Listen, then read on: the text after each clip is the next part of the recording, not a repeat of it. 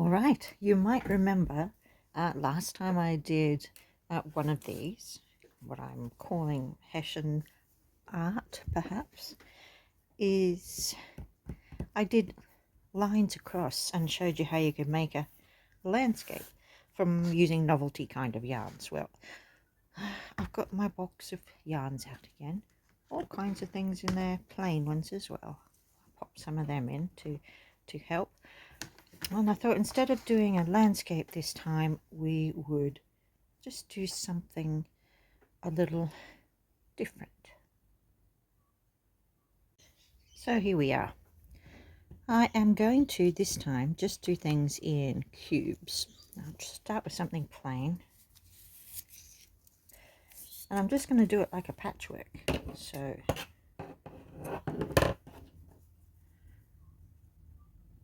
using my big-eyed needle so I can get any old fabric in. A bit dirty on the back, never mind. I'm just going to leave a tail and hopefully go over that. Oh, look at how delicious that is on there. Alright, so I might do some little stitches in a line-ish.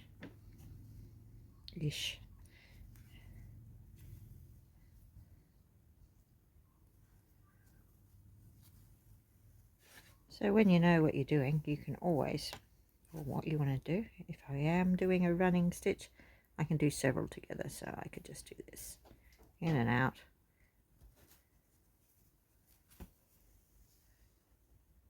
See, done. And I might go about that far.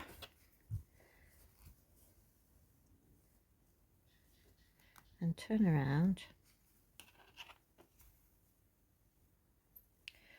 and do it back. Now I can match that, you know, do the same gap each time. I can leave a space.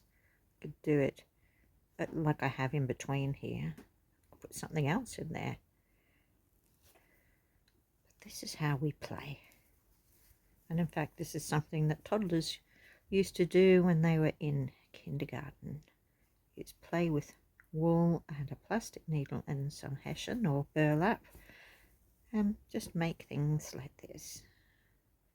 It's very easy to do. But look how effective it is. We've used a colour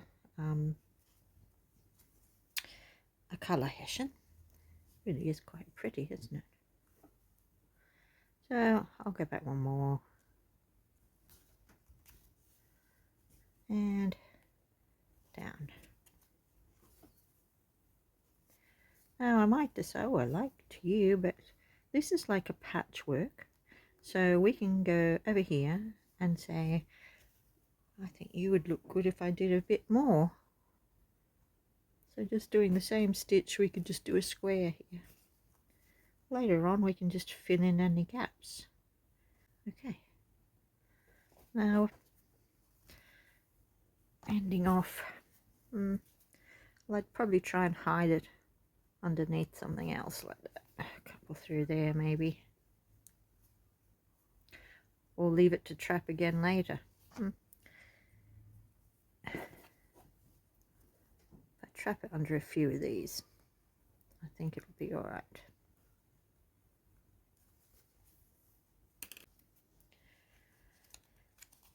And that's what I like, keeping little bits and pieces of different wools and things.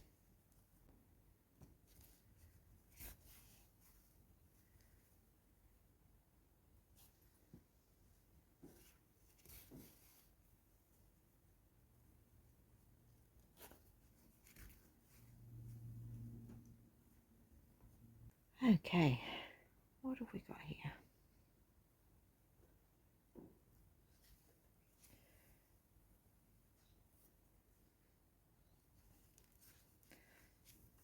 Notice how I'm changing the direction, like I did that way and then that way, and now I'm doing this way again. Kind of, I think it helps the pattern. Not all the time, but you know, to make that change.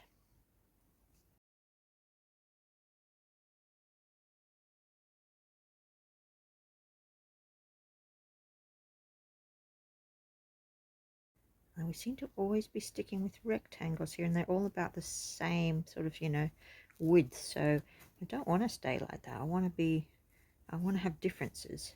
So I will do that. Make sure that I do that.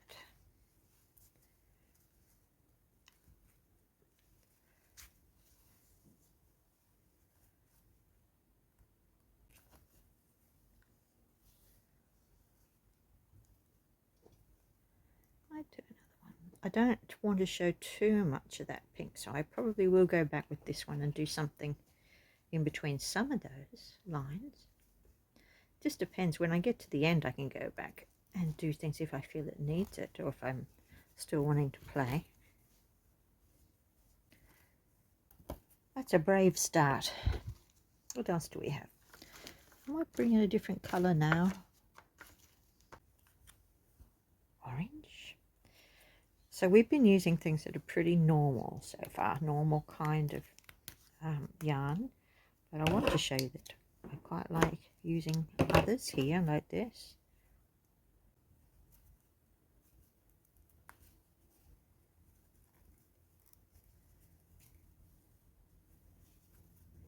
Now it can be teased out again, see? And then you get this lovely fluffy look. So one of these can be really highly textured if you want it to be. I mean, I love those furry yarns.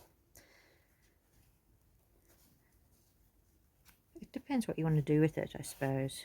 You know, if you don't want fur and fluff and things, then just ordinary is fine.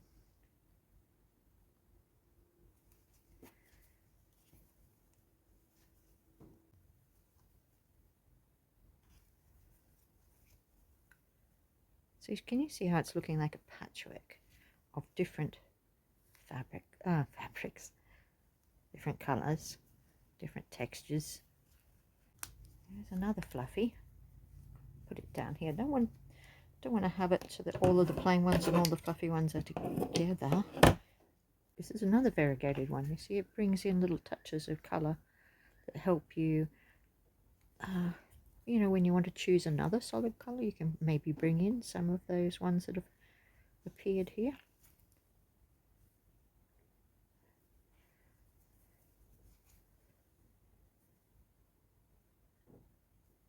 Pretty.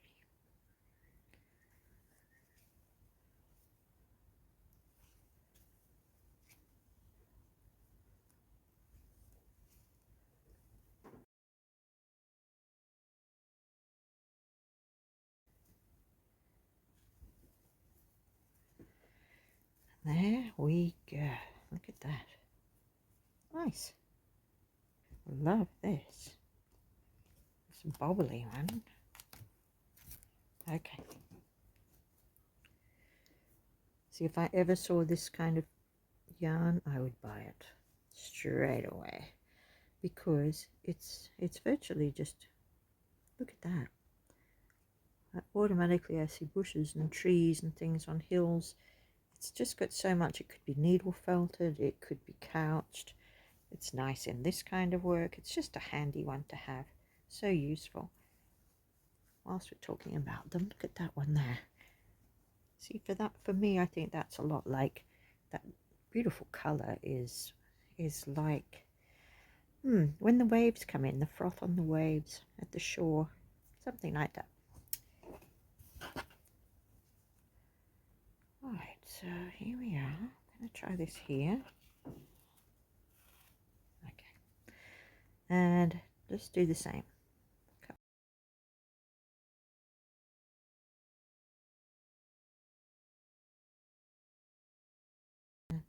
Left a little gap there. I'm going to leave that little gap there. Now at the end, I'm just going to show you that we could add in other things if we wanted to. You know, maybe we want I'll leave that space to do something else. Might travel down here. Yeah, we could add in some buttons or some sort of embellishment, something that we like, or some embroider something else in there.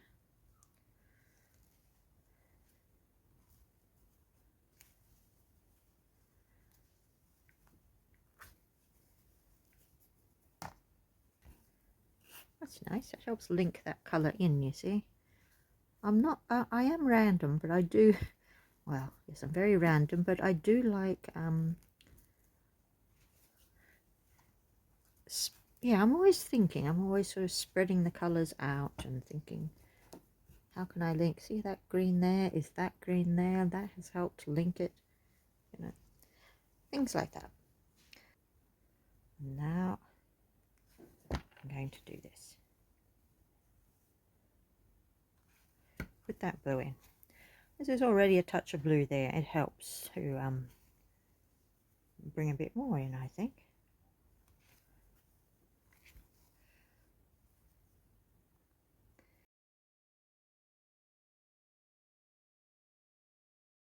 So, done a nice bit of blue there now. I'm happy.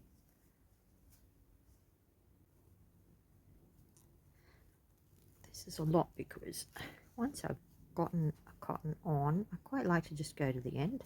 Wherever it leads is fine. I'm not too bothered.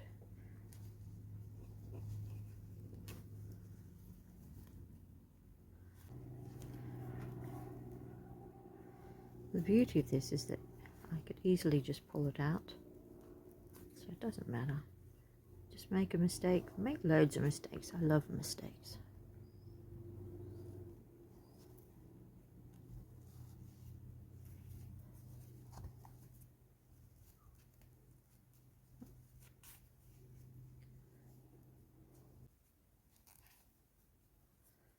And that might do me for that one. Maybe we'll try that again, what we did with that thicker thread earlier. See how that goes. Get rid of those scissors before they annoy us both. There.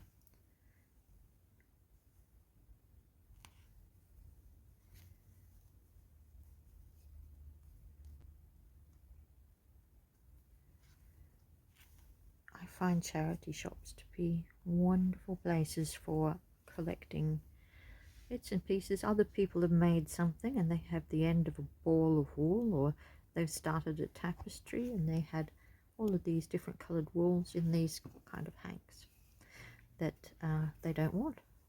And I can pick up a multitude of different colours cheaply, which is what I like to do.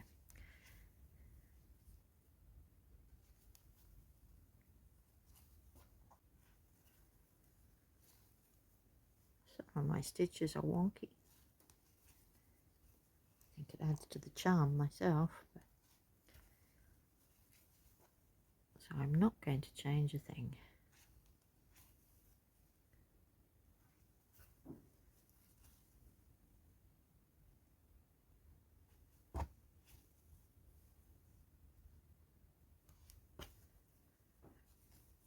I might put a touch of that somewhere else, but I'll wait until later because I don't want to always be doing these lines that are travelling to different areas. Quite happy to just do a block sometimes. I'm sure that colour will appear somewhere.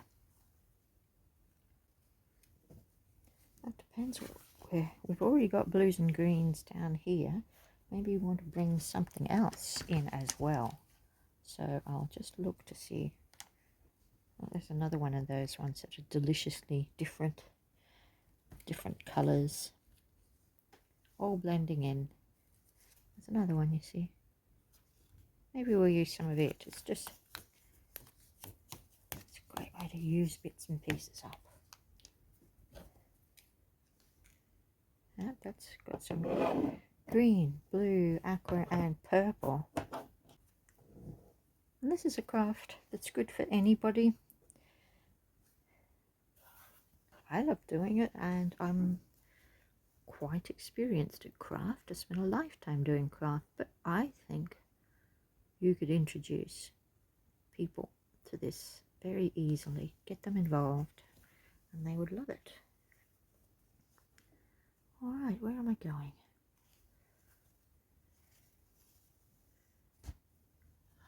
So nice. Okay.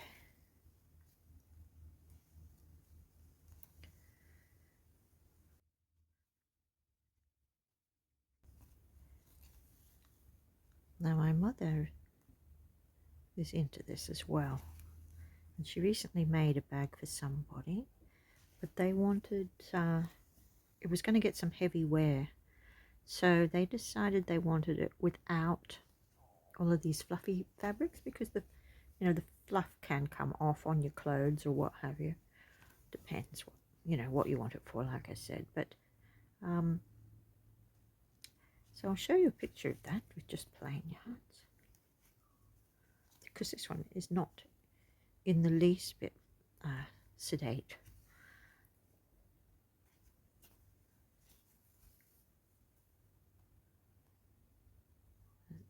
Sometimes it's just so much fun to bring all those colours together. Wow. Okay, so what else do I want? There you go, all the way there. See how I keep turning it? It's whatever is comfortable for you. Don't feel like you have to, get uncomfortable. Just shift it. So often I'm making pictures of something, so it's actually quite nice to just do these blocks. This nice abstract design. Let me finish this cotton now. I get another one. That's it.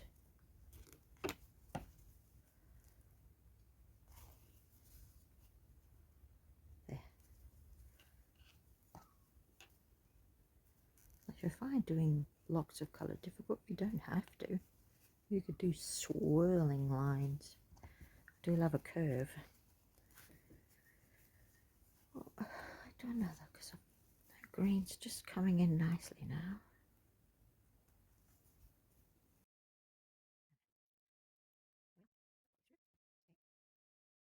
Let's keep going.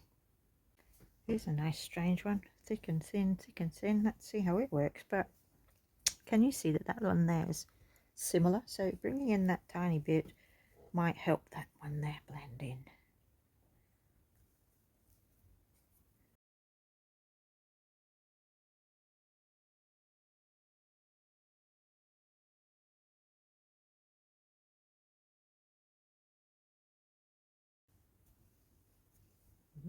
Luscious.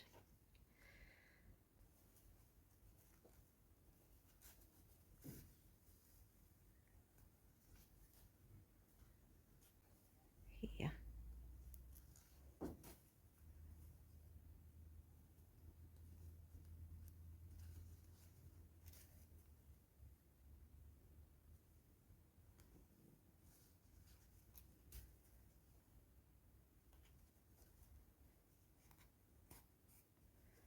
There we go. And maybe we go back to here and out the other side again. We managed to fill in quite a bit with that.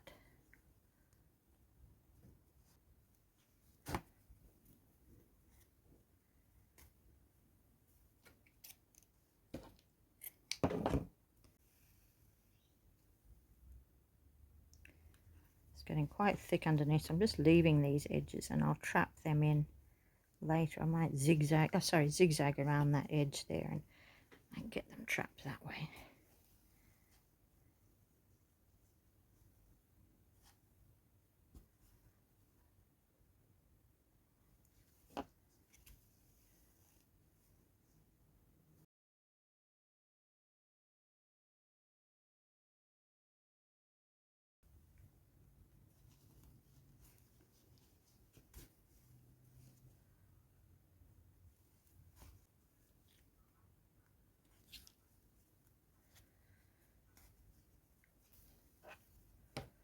Let's go right for the center here.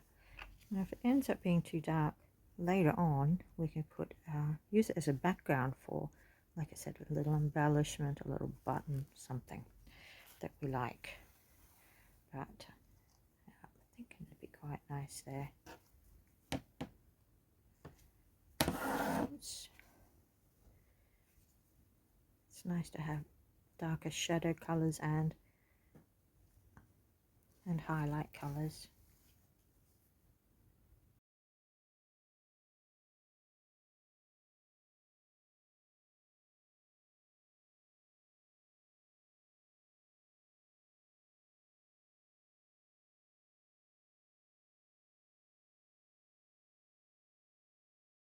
You know, in fact, I might use a bit of it now to just, I don't know, see what happens. See what happens here if we just try and do that in one of the lines here, or maybe even two. If it works, if it doesn't, I'll pull it out. That's fine.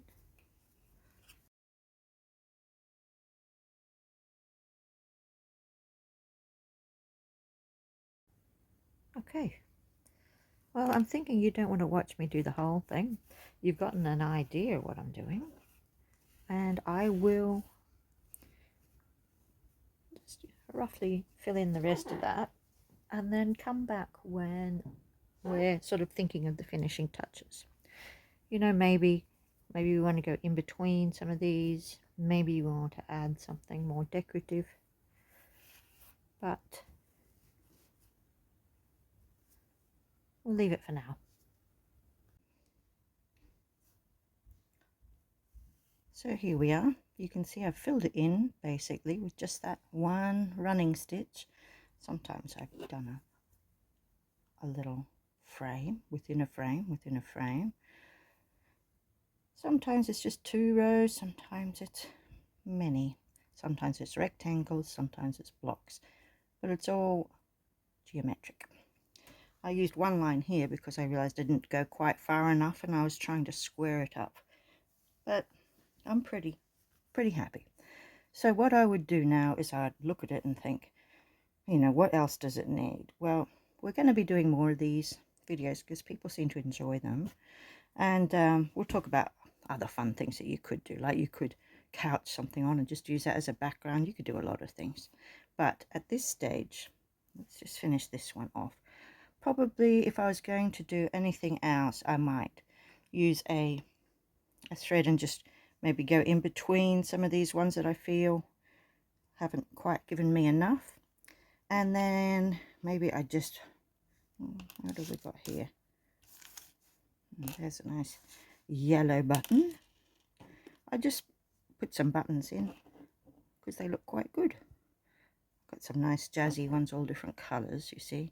And buttons kind of look best in groupings instead of just one. I could put one there. And sometimes if you don't like a certain area, or that's a bald patch, you'd pop one there maybe. So you can see what I'm getting at. You can do something like that. Okay, I've just grabbed this little one out. It's bobbly. It's got an orange and a pink thread through there. So I might use it to, as I said, I might use it to outline something or to go over some of those breaks in the design there. So I'm just going to go like that. See if it makes any difference at all. It might not because I've already got a pink background, or it might just add that little something extra. I'm not going to do it to all of them. We left quite a thick stripe here.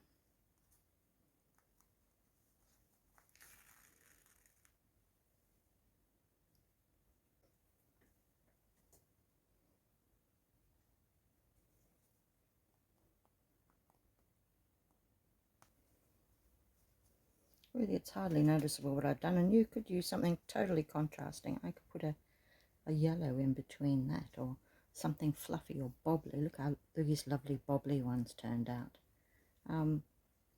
So it doesn't matter, whatever you think, but really I'm quite happy with it as it is. I was just showing you that you can use that to go over some gaps, and now I just think that I would just put my buttons on.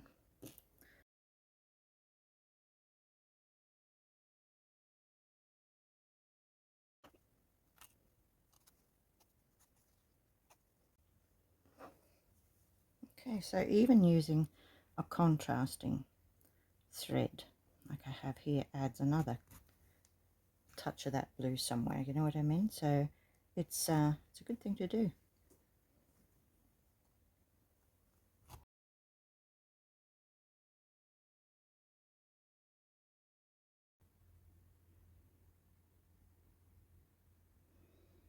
pretty.